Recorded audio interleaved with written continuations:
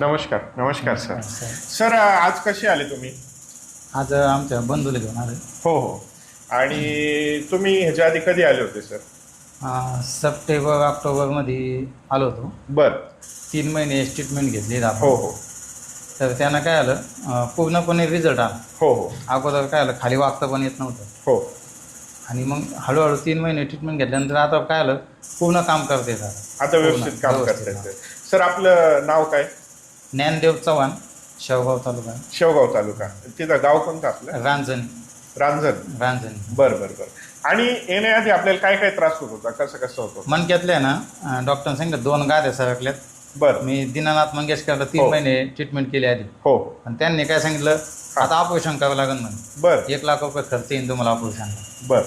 आणि मग आमच्या दहीगावामध्ये एक माणूस आहे, हो हो तो पण इथे येऊन गेला आधी. हो हो मग त्यांनी तुमचा पत्ता दिला हो हो आणि मग मी झालो.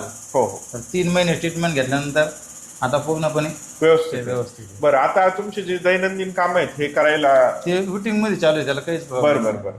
तुम्ही शेती करता का? शेती. शेती करता. आणि आता काही आता अडचण काही नाही? अडचण नाही. ऑपरेशन करायचं का आपल्याला? नाही, आता केलं आता झालं नाही त्याच्यामुळे करायचं. काही अडचण नाही. तर सरांवरती आपण ॲक्युपंक्चर ॲक्युप्रेशरचे उपचार केले. साधारणतः 3 महिनेपर्यंत चालले आपली हो, ट्रीटमेंट. treatment. आणि 3 महिने केल्याच्या नंतर आज सर सहज एक पेशंट घेऊन आले. त्यांचे बंधूच आहेत, त्यांनाही तसाच त्रास होत होता म्हणून ते घेऊन आले. आणि गप्पा मारता मारता त्यांनी सांगितलं की मी आलो होतो आणि मला आता बरं वाटतंय, म्हणून आम्ही हा अभिप्राय घेतोय. या पद्धतीने आपल्यालाही जर का त्रास होत असतील तर एकदा नक्कीच आपल्या निसर्गोपचार केंद्राला भेट द्यावं.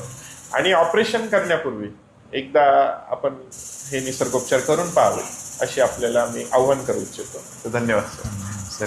सर